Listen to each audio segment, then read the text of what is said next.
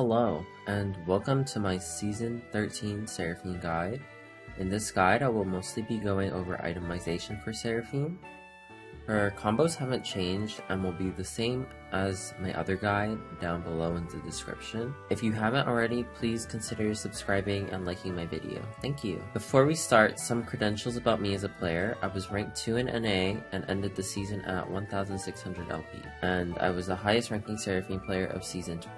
I will be going over some of the playstyles of the new build / when to go them. And if you would like a more in-depth session of coaching, you can join my Discord and send me a DM. My coaching is currently 40 USD for like an hour VOD review. Yeah, so let's get into the build. To start off, we have our first new build, which would be Rod of Ages and the new Seraphs, 2 new items. These items go very well with each other. I'm sure you've seen people building them together. The health from Rod of Ages and the shield from Seraphs makes you virtually unkillable, having 3000 HP or more. The build grants you lots of ability power as well and reaches its spike when you hit your Rabadons. The downside of this build is you don't deal as much damage, especially early game. Early roaming and fights are very hard due to you not having as much AP early. When I play mid lane, I like going this build every single game. However, playing her mid requires your team not to die to enemy roams and ganks. The build path for this build would be Doran's Ring with 2 potions. On the first recall, you come back and buy tier. If you have additional gold, you buy Amtum / Blasting Wand. After you arrive back in lane, you want to stay in lane until you have enough gold to buy Rod of Ages outright. So once you have enough gold for Rod of Ages, immediately recall and buy Rod of Ages so you can stack up the item as fast as possible. After you finish your Rod of Ages, you can finish your cooldown reduction brutes because Seraphine loves her cooldown reduction. Finish Seraphs, and then finish your Abaddons. This spike of 3 items makes Seraphine very powerful, and after this you would want to start team fighting for sure. For the 4th and 5th items, I finished the build off with a mix of Lichbane or Cosmic Drive. You can also throw in a Void Staff instead of Cosmic, however I don't recommend Void Staff on Seraphine due to the low AP value and the fact that Magic Pen doesn't buff her W, which is the spell that is the most important, especially in team fights. Void Staff is sometimes good against comps if you have multiple AP users and they stack magic resistance, but I try not to build it as much. The runes for this first build would be Airy, the standard. Some matchups Phase Rush is viable and better to use. A lot of melee matchups I like using Phase Rush more in the mid lane. It's good against melee champions that want to get on top of you and have strong slows. For example, I played a Nasus mid. Running Phase Rush, he could never run me down. Couldn't engage on me ever. We run Mana Flow for mana regen plus more AP with Seraph's Embrace. Transcendence for our W since the game goes late, and Transcendence and Gathering is a very strong combo.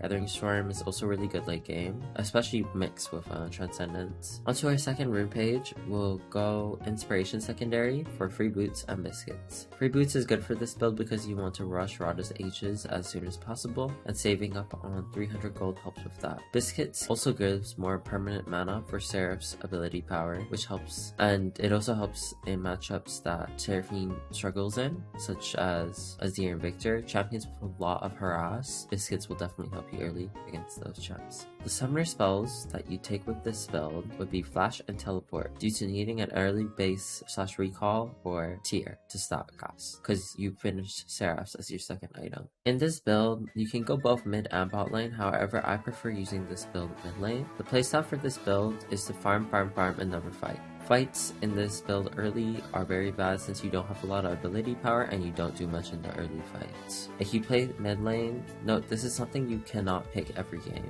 Sometimes you'll need to roam, in which case picking something other than Seraphine will benefit your team more. However, in games where you don't think the enemy champion will move very much, this is a very strong build and makes Seraphine a top tier champion. I would suggest taking this build against control mages that don't like to move around very much, such as Syndra / Orianna / Azir / Victor. The only time in which fights are good would be getting a gank from your jungler or when you know they're killable and have no summoner spells. After farming up for your items, group up with your teammates and force fights with your R. Make sure you heal up your teammates with double W whenever it's up. If you're a more mechanically skilled player, you can walk up and bait people to jumping on top of you. With this build, they'll think you're squishy and then boom, double W, Seraph Shield on top of your 3000 base HP, and your total HP will be over 5k with shields. When playing against assassins, you can stay back and play passive in team fights, and if they do hop onto you, you should be able to survive with your tankiness and get a double W off. After the assassin that jumps on you dies, heal up all the damage that's dealt to you by spamming spells for the Roar passive, which heals on mana spent, and using your double W. Remember, any team fight, no matter what build on Seraphine, your most important ability to double cast is double W, because it shields a lot, heals a lot, and it cannot miss. That's it for the first build. Secondly, we have the build I run most for APC, our bread and butter build from last season, which would be Liandry's, cooldown boots, Cosmic,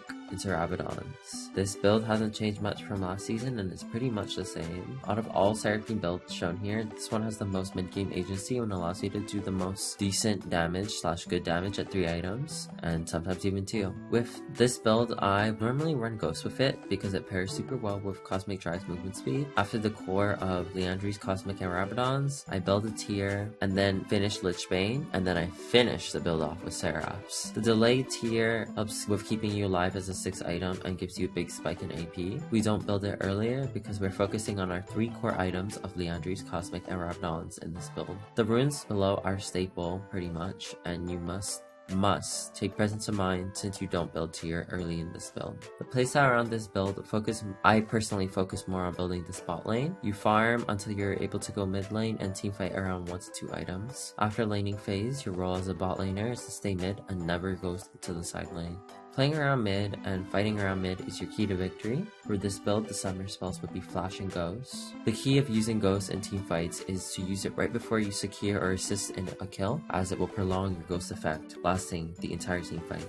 Finally, we have our last build, which is the supportive build. This build isn't used that much by me anymore, but it's really good when your team has high sources of AD and AP damage and you aren't required to deal damage. I highly recommend this build with champions such as Hecarim, Wukong, Kassadin. Like champions of the sort that are melee, can deal large amount of damage, and are tanky enough from building HP. The reason this build works better with these tanky melee champions compared to squishy ranged champions is one of the key runes that we take in this page, being Revitalize. Revitalize increases your healing and shielding by 5%, increased by another 10% stronger on teammates and yourself if you are below 40% HP. This rune is amazing for Seraphine because her heal is a percentage missing health heal, meaning if you have tanky champions on your team who are lower than 40% and grouped up with your team, you can heal for over 1000 HP with a single double W. This allows you to win almost any teamfight if you play it properly with the correct team comp. This build plays almost exactly to the Liandry's Cosmic build, except we focus more on using double W every time you have double cast. For the summoners of this build, we go Flash Teleport because in this build we end up buying tier, so having teleport helps you base for an early tier. The build starts off with Doran's Ring into tier on first base, finishing Liandry's and Seraph's and finally Abaddon's. After these 3 core items, Cosmic instantly. As for the last item, we go Lichbane, Zhonya's, and Banshees. Also, the reason we go Cosmic 4th is the exact same as the second build because Cosmic